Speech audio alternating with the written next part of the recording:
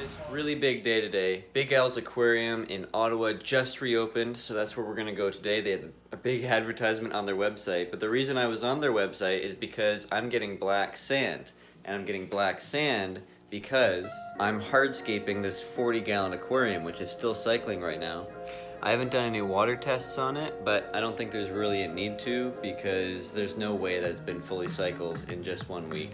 And even if it is, I'm just gonna let it run for a little longer so that I'm sure my fish are gonna be okay. Retro, little purple guy, is gonna be living in there for now. I'm gonna grow him out. I think I'm gonna sell him. And then we have a whole new tank to work with. My biggest tank yet. Absolutely fills up my desk. It's so cool to look at. I'm gonna see it from my bed. So a couple of things are gonna happen today. First of all, my family's coming over, which is pretty cool. Second of all, I'm getting my eyes checked because my right eye kind of sees in 720p while the other eye is kind of like 4K. So I got this weird imbalance. I don't know if you guys have ever had anything like that. Then we're going to Big Al's. We're checking out all the fish. We're picking up black sand. We might be getting some advice because, hey, everyone needs a little bit more advice. And then I have a couple of things that I found at camp that I think would just work perfectly in the 40-gallon. And that is some of these river stones. I think it's a lot better to just get river stones from the actual river because it's free and you can say that you got it from a river, which is pretty cool. And speaking of things that I've gotten from a river, I also got all this beautiful driftwood that I'm just letting dry out in the sun right now from the river at the camp I'm working at. Man, look at that blue sky. All right, so I guess we'll get on the road right after this intro.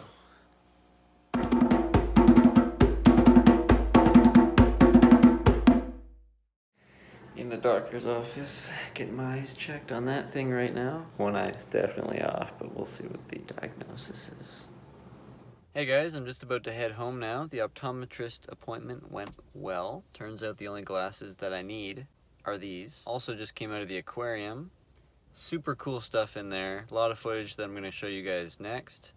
I bought 15 pounds of small, it's like between gravel and sand. So hopefully the Corridoras enjoy it. I'm hoping they do. So while I'm busy messing up my aquarium, putting sand and driftwood and rocks in it, I'm going to show you guys some footage of the fish I was just looking at and discuss which ones I might want to get. And you guys can reject or accept that in the comments. I look forward to hearing it.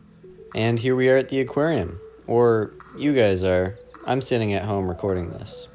And I have to say, Big Al's did a really good job of bouncing back. They're a little rough around the edges right now after reopening their stores, especially on the plant side of things. But their displays have never looked better. I mean, look at those cardinal tetras. They're huge. Now, as we all know, when you go into an aquatic store, you just want to get what you need and get out. I'm just kidding. I was there for at least half an hour. And of course, I had to video a couple of these fish. I had to show you guys what I was looking at. No, I'm not getting back into cichlids, at least not without some serious convincing. And probably not plecos either. It's not that I don't like plecos anymore, it's just that I've had them, and frankly I've failed to keep them. And I know that there's other fish out there, like these hillstream loaches, that I just have to try out. Which brings us to the point of the video. What kind of fish do I want to put in my 40-gallon? Well, I was thinking an Oscar, maybe two. I'm just kidding. Although this Oscar does want to be taken home. I'm thinking he doesn't like that 30-gallon too much. Anyways, one of the first fish that caught my eye, and was actually in that big planted aquarium that I showed you before, were these Siamese algae eaters. You can see that they were selling them 3 for $15, so if I came back and got some, I'd want them in a small school of 3. That's a big enough size because each of these guys is going to get around 6 inches, and I don't want them to overcrowd the tank. However, they are like catfish because their whiskers and their energy will make for an exciting display. The next fish I looked at, well, actually these fish were all over were cichlids, but we're moving on from them pretty quickly. Here we have some cories. I believe these are longfin peppered cories. And there were some Julie Corys, the adults being most expensive. However, they just looked absolutely beautiful. And if I had the budget, I would probably go with these guys. And then down here were some babies, which were a little cheaper, but once again, pretty pricey for a schooling fish. The next thing I looked at were the tetras, and these in particular are black skirt tetras. The reason I want tetras is because they're decently cheap, as you're about to see, and because I wanted something to fill out the top of the tank, you know, to add that kind of energy around the top. I know I'm looking into getting Siamese algae eaters, and they're gonna have a lot of energy, but schooling fish that are small like this just add something different. I don't know what these are, and I really wished I looked at the names, especially these sapphire ones. They look absolutely beautiful. If you guys know what these are, please tell me in the comments below. I'd love to hear it. Next up, I looked at some ruby sharks and some cichlids. Once again, probably not going to get back into cichlids. But the reason that I'm getting a Siamese algae eater is to stand in the place of some of these more expensive, more aggressive Asian sharks. Coming back to the Cory catfish section, I found these little guys. They're called peppered Corys, and they're going to stay pretty small. Plus, unlike longfin peppered Corys, these guys are pretty cheap, which means I can get a big school of them going. And they love being in big schools on sand beds. Another bigger and much more carnivorous catfish is this one. No, not that pleco, the one hiding underneath the rock under the pleco. These guys are called banjo catfish, and they're paper thin. They're also really wide and have massive mouths. So if I got some of these guys, I'd have to be very careful what I put in the tank with them. They're small now, but they can get around 6 inches, which means they might not be ideal for plants. Then there's these guys. They're called ID, or iridescent sharks, and if you have anything smaller than a 1,000 gallon tank, don't get them, because they may be cheap, but they're gonna get over 3 feet long.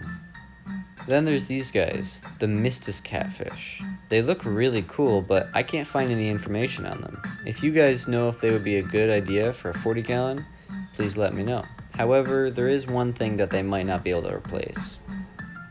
Up next are ram cichlids. They get anywhere from 2 to 3 inches, maybe a little bit more, which is great for smaller tanks and for community tanks, but again, I don't think I'll go back into cichlids. And then there's this little guy, the absolute smallest hill stream loach I've ever seen, just sitting on that little piece of gravel, and he's the size of the gravel.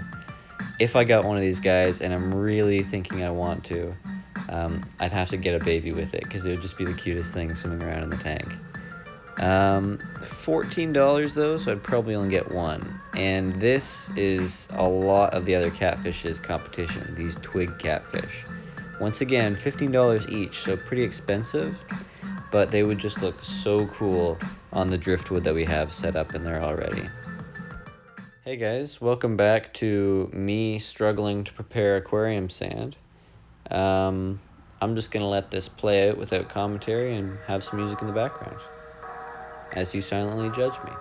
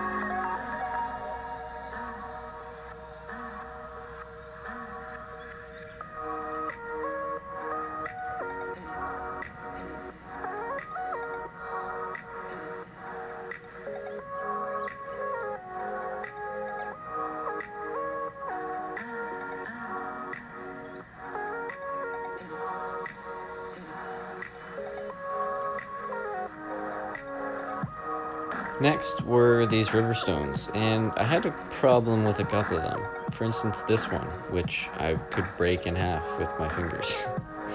Then it was onto the driftwood, and it was too big for boiling, so I just kind of wiped it in water, and oh, here I come. Alright guys, well, as for now, this is kind of the final product. The driftwood's going to be floating for a little while. It's going to be releasing a lot of tannins in the water, which is going to make it really murky, and I'm going to have to go through that all over again. The river stones I've got kind of stacked down here. Depending on the kind of fish I have, I'm going to put them in a certain way. The driftwood I'm going to have arranged so that this piece, this big piece that's hollow, is going to kind of be on the back. There's going to be some crypts maybe back here. This piece is going to be standing up. There's going to be some Anubias attached all over this. The sand, I've talked a lot about already, but it's just so cool how there's those little bubbles purling off of it. Very cool. And there it is, guys. This is what it looks like for now. Someday, in the next few months, it's going to be full of fish. The first fish that's going to be in it is going to be our little friend Retro, who you can just barely make out. Not anymore. He's going to be the first one in there because he's had a pretty hard life, and I'd like him to feel better and maybe grow out a bit more before I sell him. So, yeah. I hope you guys liked this video. If you did, that one. If you wanted to see more random stuff, not just fish tank stuff probably, that one. And I'll see you guys in the next one. Side note, sorry for looking this way all the time. I keep forgetting the camera's this way. So does it matter to you guys, or bye.